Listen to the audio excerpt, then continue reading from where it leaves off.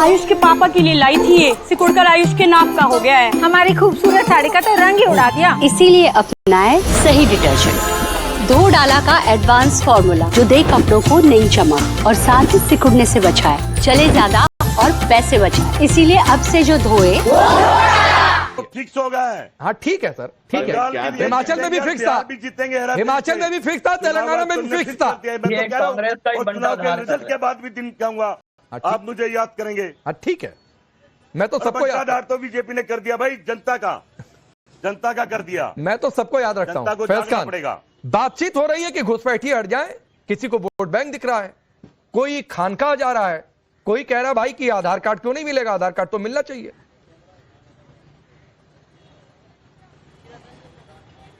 बिस्मिल्लाहिर्रहमानिर्रहीम रब्बि इश्रह ली सदरी व यस्सिर ली अमरी वहलुल उक़दतम मिन लिसानी यफ़क़हू क़ौली। अस्सलाम वालेकुम रहमतुल्लाहि व बरकातहू। जय हिंद, भारत माता की जय। राकेश भाई, भारतीय संविधान का अनुच्छेद 326 से कहता है वोट का देने का अधिकार केवल उसी को है जो भारत का नागरिक है। यानी कोई बांग्लादेशी, कोई रोहिंग्या, कोई बर्मा, कोई पाकिस्तानी, कोई अफगानिस्तानी भारत देश की चुनाव प्रक्रिया में भाग नहीं ले सकता, ना चुनाव में खड़े हो सकता, ना वोट दे सकता।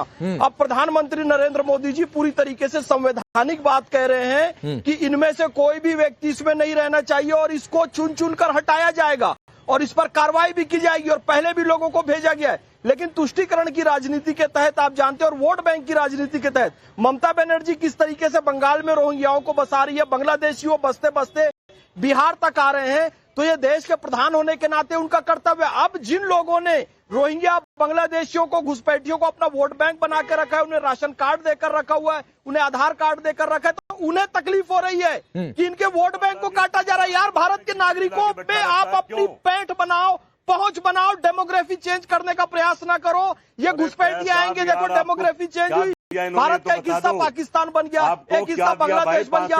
कश्मीर में क्या दशा हुई, हिंदू खाली हो गए। केरल में क्या दशा हुई, आप ये देख सकते हैं। ये डेमोग्राफी यदि बिहार में चेंज होगी, झारखंड में चेंज होगी, तो फिर यही दशा होने वाली है। इसलिए प्रधानमंत्री नरेंद्र मोदी जी बिल्कुल ठीक कह रहे हैं और मैं कह रहा हूँ आप वोट बैंक बनाइए, वोट बैंक की राजनीति कीजिए, लेकिन भारतीयों के बीच कीजिए।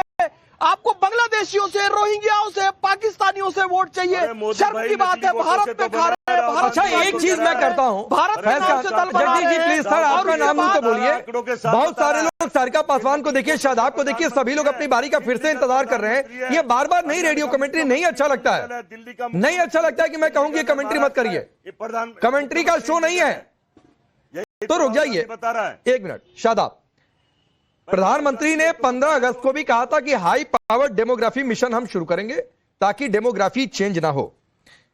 अब फिर से उन्होंने कहा है बिहार से, और बहुत सारे लोग कह रहे हैं कि यह मिशन कैसा होगा, क्या यह कुछ एनआरसी जैसा होगा। सोशल मीडिया पर लेकर इसको बहुत चर्चा है, हालांकि सरकार अभी क्लियर नहीं है कि क्या होगा या पूरे देश में एसआईआर होगा। लेकिन इससे दिक्कत क्या है, मैं ये पूछ रहा हूं।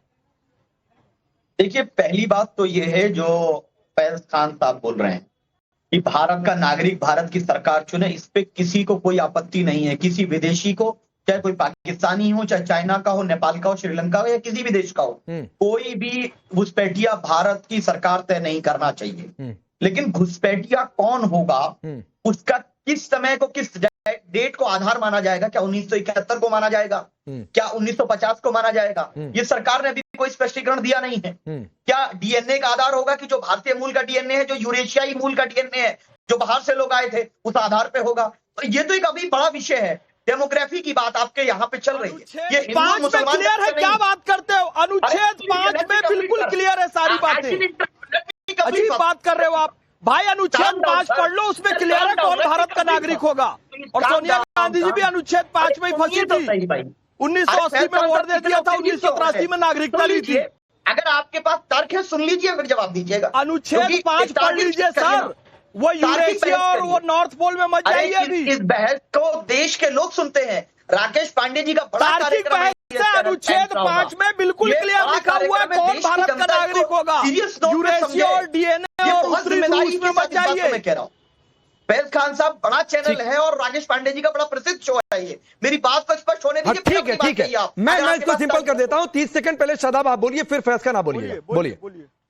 राकेश पांडे जी, हम लोगों का बिल्कुल स्पष्ट मत है कि भारतीय लोकतांत्रिक व्यवस्था में किसी भी घुसपैठिए का कोई अधिकार नहीं है।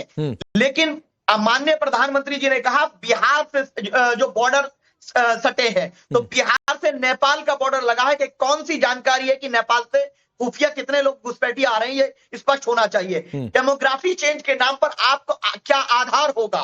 क्या आप ये कहना चाह रहे हैं कि हम डीएनए के आधार पे करेंगे, जिसका डीएनए भारतीय मूल का होगा हम उसको डीएनए मानेंगे? क्या जो भारत की आजादी के वक्त जिन्होंने भारत को चुना वो भारतीय होंगे? आधार क्या होगा, स्पष्टीकरण नहीं है। दूसरी बात, इनको धार्मिक रंग देने का जो षड्यंत्र किया जा रहा है, हिंदू घट गए मुसलमान बढ़ गए, मुसलमान घट गए हिंदू घट गए। अरे भाई ये कोई विषय ही नहीं है। क्यों नहीं विषय है? मैं आपको बता रहा हूँ, शादाब, मुसलमानों का पॉपुलेशन ग्रोथ रेट शादाब क्यों नहीं विषय है? डिक्रीज हुआ है। नहीं, मैं अब शादाब आपने बोला, मैं कह रहा हूं फैज खान ये विषय क्यों नहीं है? साल 1950 में हिंदुओं की आबादी 84.6 थी, साल 2015 में 78.06 है, 7.82% घट गई है। ये मेरी रिपोर्ट नहीं है।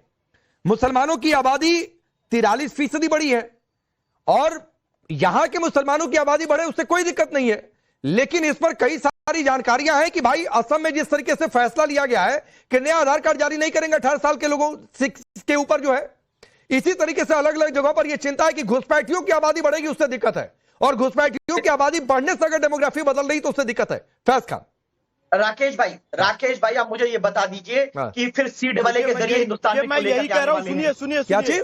भारत का नागरिक कौन होगा? शादाब भाई अब मेरी बात सुन लो प्लीज यार। शादाब भाई मेरी बात सुन लो। भारत का नागरिक कौन होगा, इस बात के लिए डीएनए वगैरह जांच करने की जरूरत नहीं है। भारत के संविधान का अनुच्छेद 5 स्पष्ट बताता है कि कौन कौन भारत का नागरिक है। अनुच्छेद 326 बताता है कि किसको किसको वोट देने का अधिकार है। आप वो पुरानी वाली थ्योरी में नहीं जाइए, कौन यूरेशिया से आया, कौन उत्तरी ध्रुव से आया, फिर कौन कौन बाहर से आया, वो बात सिद्ध हो जाएगी। इसलिए आप इस बात को प्रयास मत कीजिए गलत तरीके से ले जाने का। संविधान के तहत देखिए, और डेमोग्राफी, मैं मुसलमान हूं, मैं भारत का मुसलमान हूं, और हम सब अच्छे से जानते हैं ये देश धर्मनिरपेक्ष तभी तक है, ये देश एक तभी तक है जब तक हिंदू बहुसंख्यक रहेगा। आप देखिए पाकिस्तान के हिस्से में मुस्लिम बहुसंख्यक हुआ, वो कट गया। बांग्लादेश के हिस्से में बहुसंख्यक हुआ, वो कट गया। कश्मीर के हिस्से में हुआ, वहां क्या स्थिति हो रही है? केरल के हिस्से में जो हिंदू अल्पसंख्यक हो गया या कश्मीर, क्या हुआ? ये सब हम अच्छे से डेमोग्राफी पे बिल्कुल चर्चा करने की आवश्यकता है। अरे आंकड़ा क्या है? पाकिस्तान का कोई इतना बड़ा क्या? मुसलमानों का पॉपुलेशन ग्रोथ रेट डिक्रीज हुआ या नहीं हुआ?